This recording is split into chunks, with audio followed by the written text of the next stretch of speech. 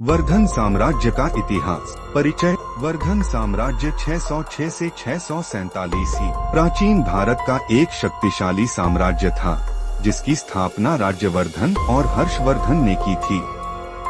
यह साम्राज्य गुप्त साम्राज्य के पतन के बाद उत्तर भारत में उभरा। वर्धन वंश की स्थापना। वर्धन वंश की शुरुआत प्रभाकर वर्धन 580 से 605 ने की थी, जो थानेश्वर हरियाणा का शासक था।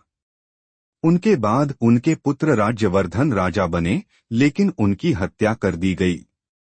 इसके बाद हर्षवर्धन ने 606 में गद्दी संभाली और वर्धन साम्राज्य को विशाल बनाया। हर्षवर्धन 606 से 647 राज्य विस्तार। हर्षवर्धन ने अपनी राजधानी कन्नौज उत्तर प्रदेश बनाई। उसने बंगाल, बिहार, उड़ीसा, पंजाब और राजस्थान तक अपना शासन बढ़ाया। दक्षिण में चालुक्य राजा पुलकेशिन द्वितीय से पराजित हुआ और नर्मदा नदी को अपनी सीमा मान ली। प्रशासन और धर्म। उसने बौद्ध धर्म को संरक्षण दिया और नालंदा विश्वविद्यालय को बढ़ावा दिया। चीनी यात्री ह्वेनसांग उसके दरबार में आया और उसने हर्ष के न्यायप्रिय शासन की प्रशंसा की। हर्षवर्धन ने धर्मार्थ कार्य किए और कुंभ मेले जैसे महोत्सव आयोजित किए। वर्धन साम्राज्य का पतन। हर्षवर्धन की मृत्यु 647 के बाद उसका कोई उत्तराधिकारी नहीं था।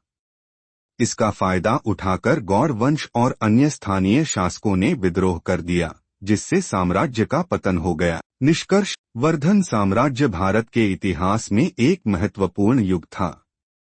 हर्षवर्धन की नीतियों ने शिक्षा, कला, धर्म और प्रशासन पर गहरा प्रभाव डाला। उसे भारत का अंतिम महान हिंदू सम्राट भी कहा जाता है।